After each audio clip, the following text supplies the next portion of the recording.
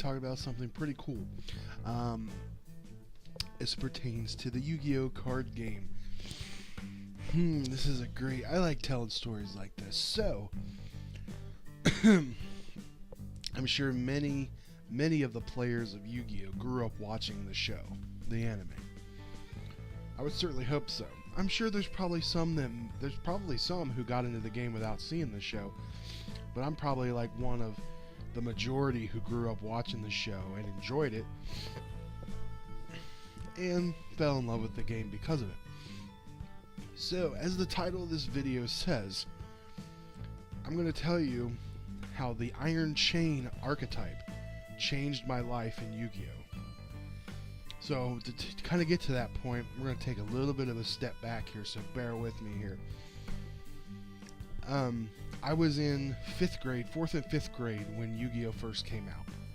On WB Kids, I think it was Saturday mornings. And I was instantly hooked.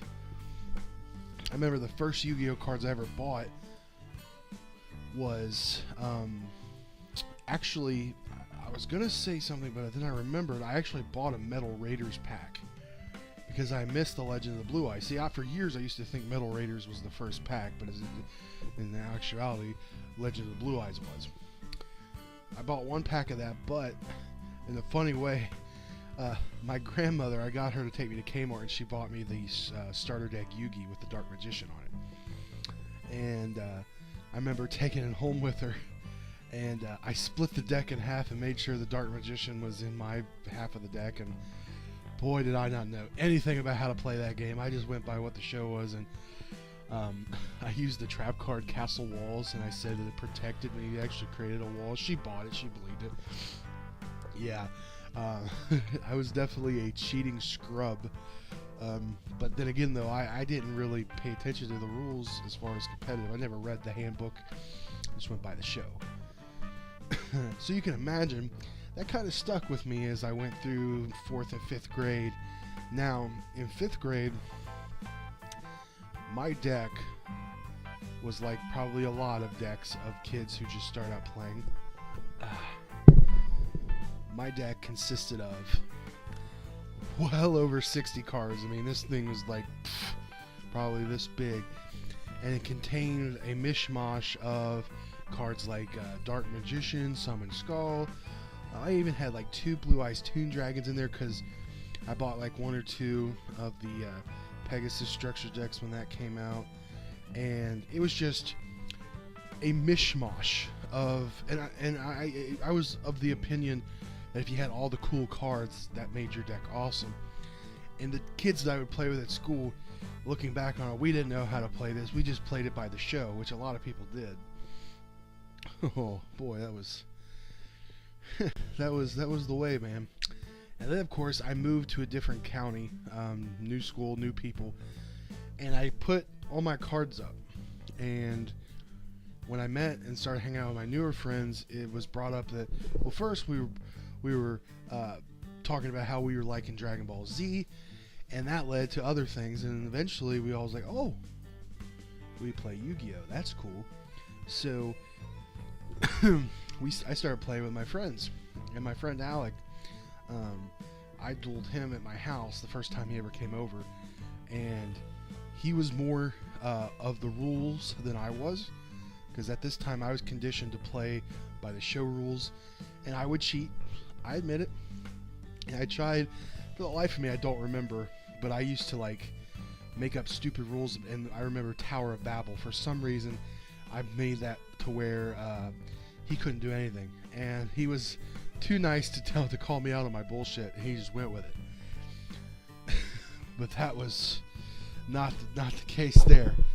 And so probably about through the rest of 6th and 7th grade year and a little bit of 8th grade, I still played Yu-Gi-Oh! With my friends because we'd hang out all the time. But something happened. I don't exactly remember what. Something happened that I don't remember about them, but me in particular, I stopped playing.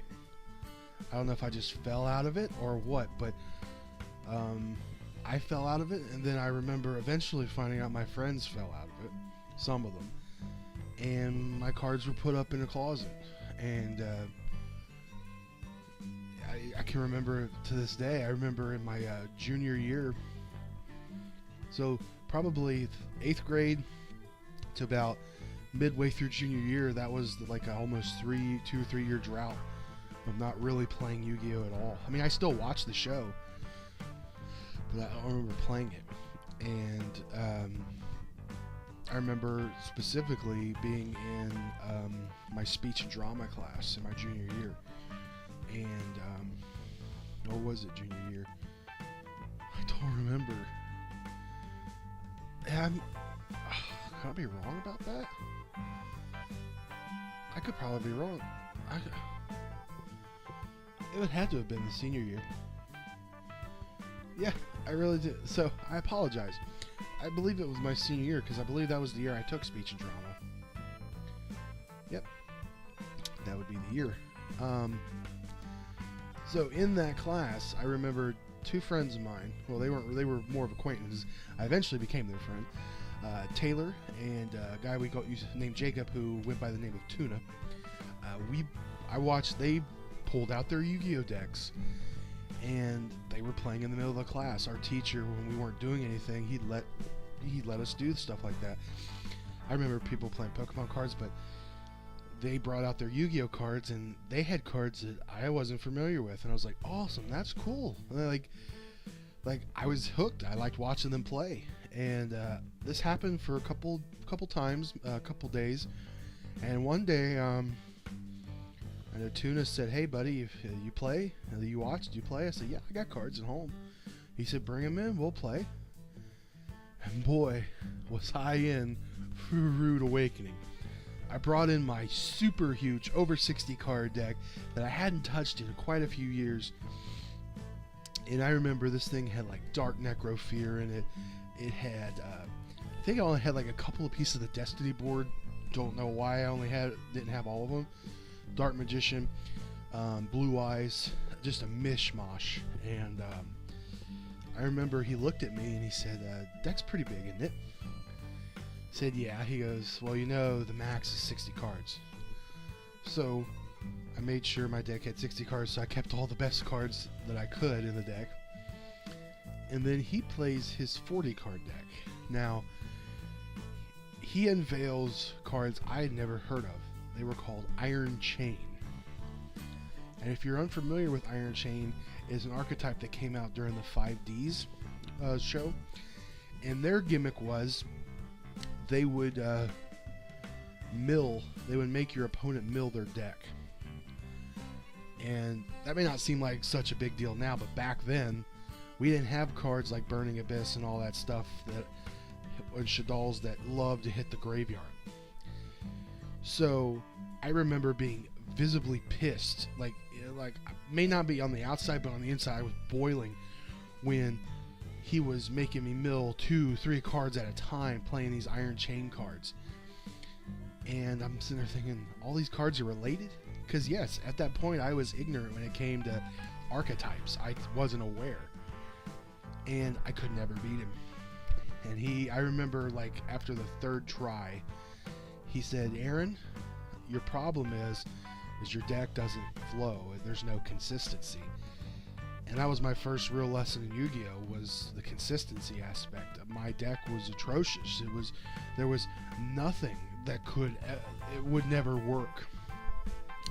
And I remember, I think I took a little time off playing because I think at the time that kind of discouraged me. But very, very shortly afterwards, I think right around towards the end, maybe after we graduated, my friends and Bobby and I would hang out with my friend Alec, and we'd hang out, and we started buying the structure deck. I forgot what it was called, but it's the structure deck that came out that had Junk Warrior in it. That was the first synchro monster I ever owned, was Junk Warrior. And we eventually just started buying cards. And then I remember my first archetype deck, I guess you could say, I made was X-Sabers.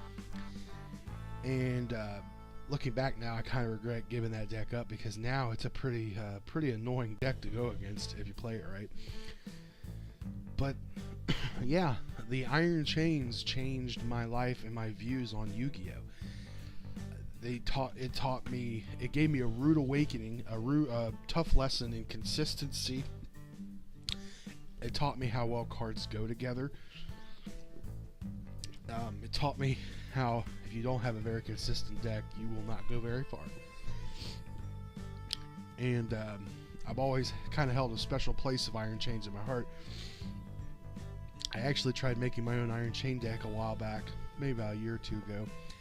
And I was even tinkering with it using cards like Needleworm and Book of Eclipse to flip my Needleworm and flip it back down so I can make you mill 10 cards. But by the time I jumped on the bandwagon with making that deck and I made it ready and it was everything, then you had Lightsworns, then you had Shaddolls, Burning Abyss, Skull Servants. Wrong time to be playing Iron Chain. In this format with when cards hit graveyard, milling, unless you have Dimensional Fissure or something that banishes the cards when you mill them, Iron Chain is not a very good viable deck against a lot of these new ones now. And that's a shame though, because that was a really cool archetype, and especially when you would play like Gravekeeper Servant and Skull Invitation and Coffin Seller, just stuff that would burn people at the same time they were milling cards from their deck. It was really cool mechanic, and I always stuck with it, and it's a shame because I really wanted to make that deck really awesome. But I mean, it can be. I mean, the mechanics of the deck I currently have in my storage is pretty good there. I can make you mill like crazy, but why would I do that when you would benefit off of milling? Most decks nowadays, they like cards in the graveyard. Anywho, I don't want to go ramble off much anymore, but I'm curious. What was there a point in your guys' Yu-Gi-Oh life that you went into a big change? Like, was there something that happened that made you change and actually see the game in a different way? If there is, please let me know in the comments. I'd be interested in comparing and contrasting my experiences. If you can, please give this video a like, and if you want, subscribe. I'm gonna have more stuff like this where I talk about stuff about my Yu-Gi-Oh past and all that, and I hope I didn't bore you. So thank you for spending some time with me here. I hope you enjoy the holidays. They're coming up here pretty soon. As always, this is Aaron from Bluegio Yu-Gi-Oh, and good night, or good day, or God, I really got to get these outros right. I can't find a perfect one.